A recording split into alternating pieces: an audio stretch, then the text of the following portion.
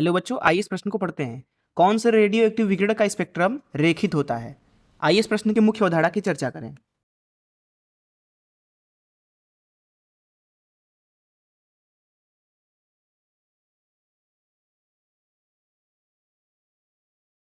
बात करें अगर हम रेडियो एक्टिव क्षय अभिक्रिया की, तो रेडियो एक्टिव क्षय अभिक्रिया दरअसल एक ऐसी अभिक्रिया है जो दरअसल नाभिक की अभिक्रिया है। मान लीजिए हमारे पास में एक नाभिक है एक्स। अगर यह रेडियो एक्टिव क्षय करता है तो दरअसल ये नाभिक किसी और नाभिक में परिवर्तित हो जाता है, मान लीजिए वाई नाभिक में, और बदले में यहाँ पे निकलती है कुछ विकिरणें। सामान्य रूप में ये जो विकिरणें होती हैं वो अल्फा बीटा गामा से ली जाती हैं, लेकिन ये विकिरणें कुछ भी हो सकती हैं। जैसे हो सकता है अल्फा विकिरण हो सकता है बीटा विकिरण हो। बीटा विकिरण दो प्रकार की होती है, बीटा धन और बीटा ऋण। हो सकता है कि गामा विकिरण हो, और भी बहुत सारी होती हैं। हो सकता है न्यूट्रिनो हो, जिसको इस तरीके से दर्शाते हैं। हो सकता है एंटी न्यूट्रिनो हो, जिसको कुछ इस तरीके से दर्शाते हैं। और भी विकिरणें हो सकती हैं, लेकिन जो प्राथमिक रूप में विकिरणें हैं वो अल्फा व बीटा विकिरणें हैं। गामा जो विकिरण होती है, गामा विकिरण, वो दरअसल तब निकलती है जब अल्फा अथवा बीटा विकिरण उत्पन्न हो। अल्फा अथवा बीटा विकिरण उत्पन्न हो। तो जो गामा विकिरण होती है वो दरअसल अल्फा अथवा बीटा विकिरण के उत्पन्न होने से ही उत्पन्न होती है। तो यहाँ पे मान लीजिए हमारे पास नाभिक है एक्स, और ये क्षय करके वाई में परिवर्तित हो रहा है। मान लीजिए कि यहाँ पे अल्फा विकिरण निकली है। अल्फा विकिरण कुछ और नहीं बल्कि हीलियम का नाभिक होता है। अल्फा विकिरण को दर्शाया जाता है 2He4 से। इसके ऊपर दो धन आवेश होगा।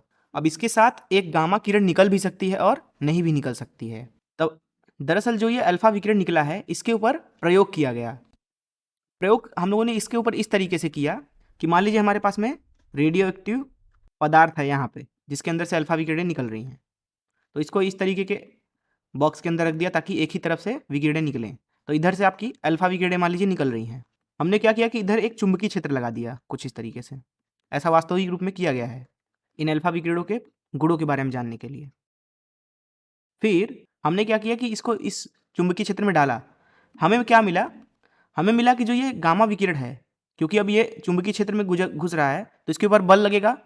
मान लीजिए कि v गति से अंदर घुसता है, v सदिश से। तो यहाँ पे अल्फा कण के ऊपर हम बल लिख सकते हैं, F बराबर उसका जो भी आवेश है Q गुणे v क्रॉस b। अब यहाँ पे चुंबकीय क्षेत्र के अभिलंबवत डाल रहे हैं और Q आवेश धनात्मक है, इसलिए जो Q है वो कुछ इस तरीके से विचलित होगी, कुछ इस तरीके से। अब क्योंकि जो एक आवेशित कण होता है, अगर उसको v वेग से हम चुंबकीय क्षेत्र के अंदर भेज दें तो वह एक वृत्तीय गति करती है। तो यहाँ पे जो अल्फा कण है वो कुछ इस तरीके से वृत्तीय गति करती है और यहाँ पे जाके टकरा जाती है। जो भी इसका त्रिज्या होता है, मान लीजिए वह r है, तो r का मान लिखा जा सकता है r बराबर mv भागे q गुणे b के बराबर। हम क्या देखते हैं कि यहाँ पे एक त्रिज्या तो मिलती ही है, इसके अलावा कुछ और त्रिज्याएं भी यहाँ पे देखने को मिलती हैं कुछ इस तरीके से। जिसका मतलब यह है कि जो ये रेडियो एक्टिव पदार्थ है उसके अंदर से अलग अलग गतियों वाली अल्फा कण निकल रही है। पर हमने ये पाया कि यहाँ पे कुछ ही ऐसी त्रिज्याएं थी जिन पे अल्फा कण हमें मिल रहा है, अर्थात हमें कुछ ही अल्फा कण मिले जिनकी ऊर्जा अलग अलग है। अब हम बात करते हैं अल्फा कणों के स्पेक्ट्रम की। अल्फा कण स्पेक्ट्रम, बात करें अल्फा कण के स्पेक्ट्रम की, जैसा कि मैंने आपको बताया कि कुछ ही ऐसी गतियां होती हैं जिनके लिए अल्फा कण पदार्थ से निकल रहा है। अर्थात यहाँ पे जो ऊर्जा होगी अल्फा कण की, अगर इसका स्पेक्ट्रम बनाए तो वो डिस्क्रीट होगी, असतत होगी, रेखीय होगी, कुछ इस तरीके से, क्योंकि कुछ ही गतियों वाले अल्फा कण देखने को मिल रहे हैं। तो स्पेक्ट्रम में दरअसल क्या होगा कि कुछ कुछ लाइन होगी, कुछ कुछ रेखाएं होगी। हर एक रेखा जो है विभिन्न ऊर्जा को दर्शाती है।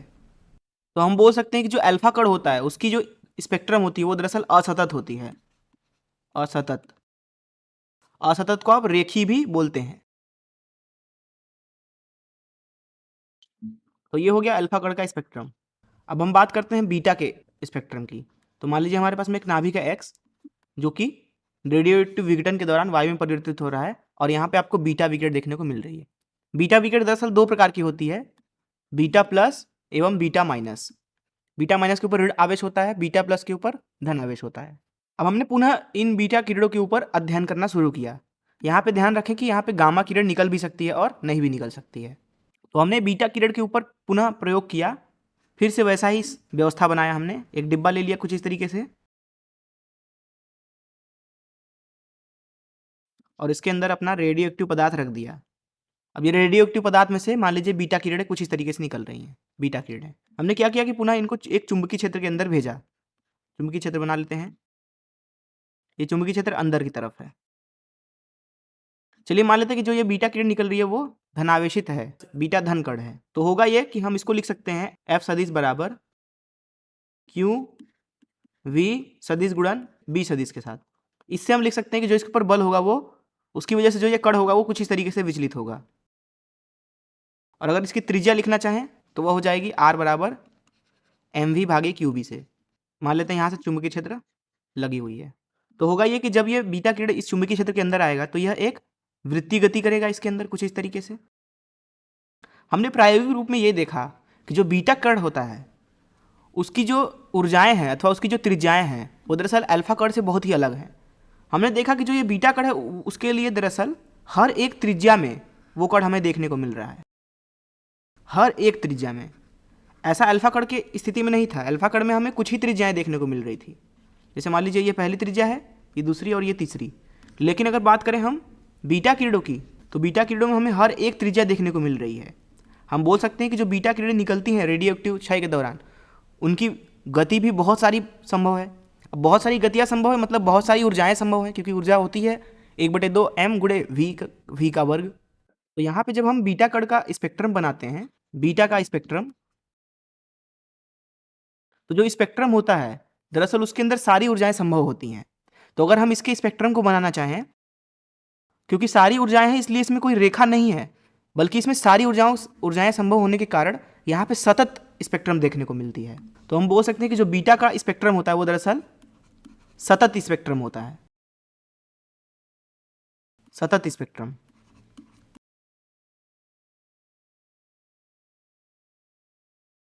पुनः अब हम बात करते हैं गामा विकिरण के बारे में। जैसा कि हमने आपको दिखाया यह है बीटा विकिरण का उत्सर्जन, और फिर यहाँ हमने देखा अल्फा विकिरण का उत्सर्जन। और मैंने आपको बताया कि जो गामा किरण है वह दरअसल अल्फा अथवा बीटा विकिरण के दौरान उत्पन्न होती है। और यह भी बताया कि ये जो गामा विकिरण है वो दरअसल उत्पन्न हो भी सकती है और नहीं भी हो सकती है। इसी की वजह से अगर हम जब गामा विकिरण का स्पेक्ट्रम बनाते हैं, गामा का स्पेक्ट्रम, तो क्योंकि इसकी सारी ऊर्जाएं संभव नहीं है इसलिए इसकी भी कुछ कुछ ऊर्जाएं मौजूद होती हैं।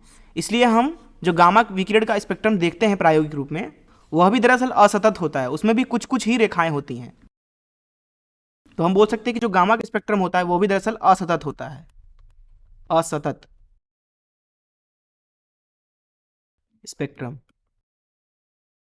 असतत स्पेक्ट्रम को रेखित स्पेक्ट्रम भी बोलते हैं। तो अगर इस मुख्य अवधारणा का इस्तेमाल करके इस प्रश्न को हल करें तो यहाँ प्रश्न में पूछा जा रहा था कि कौन सा रेडियो एक्टिव विकिरण का स्पेक्ट्रम रेखित होता है। तो इसका उत्तर लिखेंगे जैसा कि मैंने आपको दिखाया कि जो अल्फा एवं गामा विकिरण होते हैं वो दरअसल असतत रूप में उत्पन्न होते हैं। इसलिए हम बोल सकते हैं कि जो अल्फा का स्पेक्ट्रम होगा अथवा जो गामा का स्पेक्ट्रम होगा वो दरअसल रेखित होगा,